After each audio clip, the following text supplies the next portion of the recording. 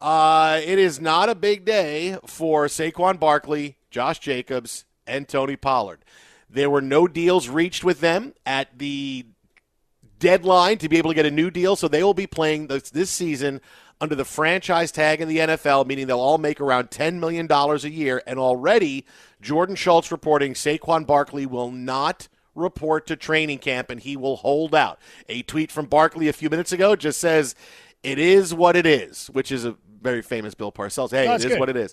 So he's not going to come to camp, and now the Giants, who have Super Bowl aspirations, going, what are we going to do? What are we going to do? But, Mike, this is where I think players need to come and say, hey, what's the right thing here? Because it's like they're getting a gift today with the companion story. You like that? The companion story? Oh, that's good. With the companion story of Le'Veon Bell doing an interview and saying, hey, or responding to someone on Twitter saying, I apologize. I should have never left Pittsburgh. The most highly publicized holdout in the NFL, running back who 5 years ago, at the peak of his fame and his powers, decided to sit out a year because he couldn't reach a long-term deal with the Steelers. Steelers traded him to the Jets. It didn't really go well at all for him with New York. They let him go midway through his second year. He signed to play a little bit with the Chiefs, and he was out of the NFL within 2.5 years. So I feel like this is where the players have to sit back and say, you know what? I just have to go play it. Your devil on the shoulder is right on.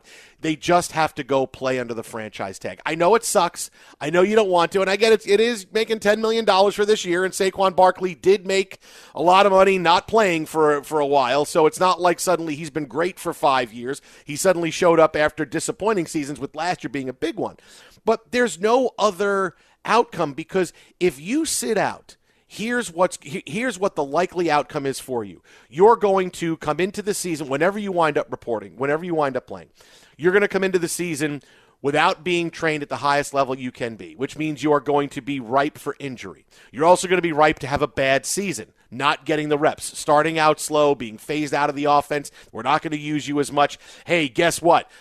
We really love Jalen Hyatt. We're throwing the ball deep to him all the time. This offense has morphed out of it. And suddenly you are now looking for a payday next year that is not going to be what you think it's going to be, because all that can happen to your value, or the most likely thing, is it can plummet because of injury and not being ready to play, and who knows how that's going to go. You saw what happened to Le'Veon Bell, right? You saw Le'Veon. Okay, he sat out. What happened? He didn't make $14 million that year. He did not make that money. He never got it back. He didn't make any money that year. Then he signed his deal the next year with the Jets.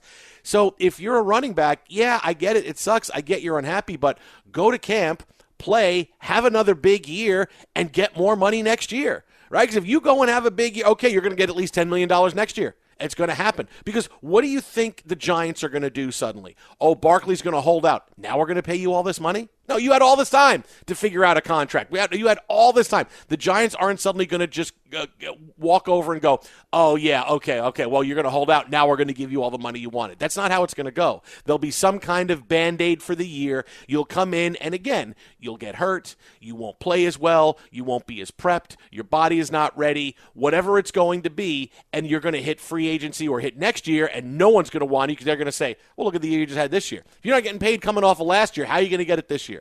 So I get it sucks, but running backs, especially Barkley, have to go play under this tag, make $10 million, and try it again next year and see what happens. Yeah, I mean, once again, it always goes back to the CBA and go blame your union for agreeing to a franchise tag in the first place.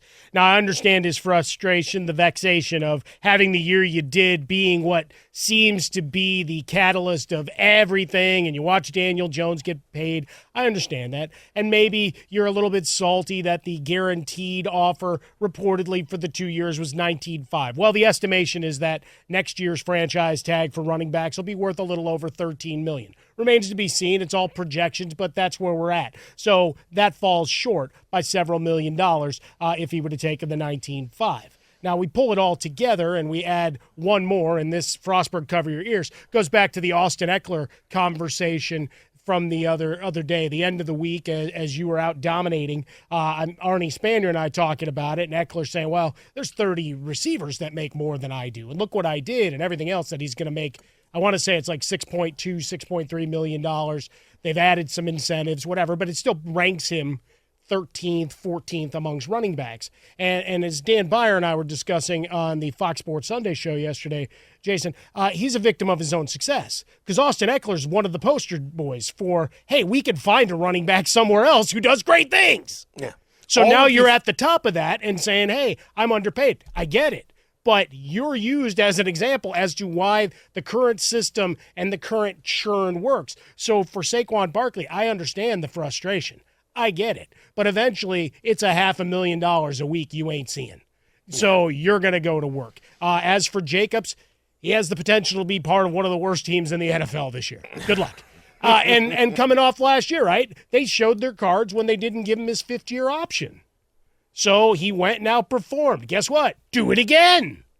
Go do it again. Oh, and I want to steal from Ruben, right? The great Elliot Gould character in Ocean's 11. Say you go in and you play and you rush for 1,300 yards and 10 touchdowns. Say you catch another 60 balls for, I don't know, maybe 700 yards and 6 more touchdowns. Guess what? You're still in the middle of the blanking desert. You're still a running back. And now you're a year older. How much better do you think the offers are as the next class comes out into the NFL draft and other players have shown their worth that are up for cheaper deals across the NFL? It ain't going to age well. You may not like it. It may not be quote-unquote fair, but that's the reality you're living in. I don't think that was the line from Elliot. I don't think he talked about running back value and running for it's pretty good, though, because you thought about me in that gold lame robe and those big sunglasses. Oh, and I have some remaindered furniture for you guys. You can't just go out there ad-libbing stuff like that and having people vision you in a robe. That was and pretty the big good, glasses. though. Yeah, that was a good reference. Come on. You got a white Russian in your hand, too? That is right. I can either be Ruben or the dude, whichever you want it to be. But the fact remains, you can gripe, you can complain to your union heads, right? To Morris Smith going off into the sunset and the new powers that be. You're still a running back, and these are the rules of engagement. Again, collectively bargained, and unfortunately, you can't go through and just say, you know what, call me a slot receiver. We watched tight ends try to do that a couple of years ago. It didn't work. We're live from the TireRack.com studios. TireRack.com will help you get there. An unmatched selection, fast, free shipping, free road hazard protection, and over 10,000 recommended installers. TireRack.com, the way tire buying should be. You know, I feel like that there's that old joke where it was the guy falls in a hole.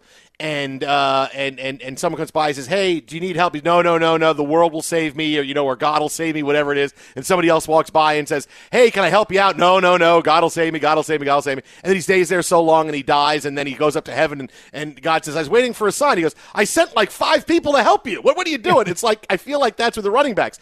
You want a sign?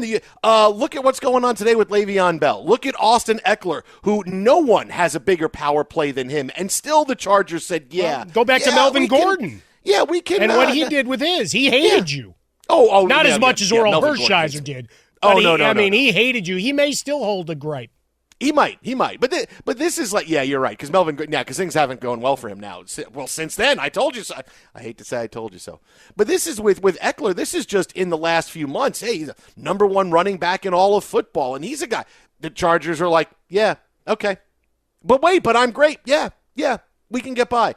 It's the position, and we've talked about this a lot, that the evolution of the NFL is devaluing running backs. It's a shame, because running backs were who NFL teams built their teams around up until they realized, wait a minute, running backs get hurt a lot, quarterbacks don't get hurt as much, so we're going to build around quarterbacks, a guy that's got the ball in his hands every single play. That's just the evolution of the NFL. But you have seen the signs out there of running backs who try to pull power plays. And all the Chargers are going to do is get one more year out of Austin Ekeler, and then he's gone. He's 29. How much longer does he really have? He had injury problems earlier in his career. Running back is a replaceable position. Look, and it's not like you have to play for the league minimum. You're making $10 million a year. So it's not the outcome you want, but it's the world that you live in the NFL. And you have seen all kinds of evidence from all different running backs that have shown, yeah, look, I tried. Saquon Barkley's going to be different. He thinks the Giants are going to suddenly capitulate and say, hey, and Brian Dable's going to come in and say, I can't run this offense without him. I can't do it. No, they paid Daniel Jones. I think they pretty much showed you this is the guy we believe in. Now, whether it's right or wrong, doesn't matter because they showed you this is the guy we want to pay. This is the guy we think is going to be able to get it. So I don't understand why this entire process is getting so weird so fast where you've had time to know, and I don't get how you think that holding out is going to help your situation. But in the end, it becomes all right, at least people will talk about me and talk about my plight and all of this and, trying to affect change long term, or at least in theory, but recognizing that, all right, for now, it doesn't really matter. If nothing else, it's kind of like when your guy Aaron Rodgers was just kind of hanging out and not showing up for OTAs last year with Green Bay. Mm-hmm. Jordan Love got a lot of reps. Jordan Love got a lot of time to work as the number one. And same thing happens in all of these other circumstances. Other guys get the work. So here's a chance for the other running backs to put their, no pun intended, or maybe fully so, best foot forward to try to claim as much of that job when he does come back because he's going to have to be eased in. Right? It's not going to be, hey, settle up. We've got playoff aspirations, but you show up week 4 or week 6 or right before the regular season, and we're going to give you the ball 35 times. No, they've got to be judicious about that, which means other guys get an opportunity. So if nothing else, the other thing I would say to these 3 guys by not signing their deals, you're giving your replacements opportunities to shine and show they don't need you even that much more.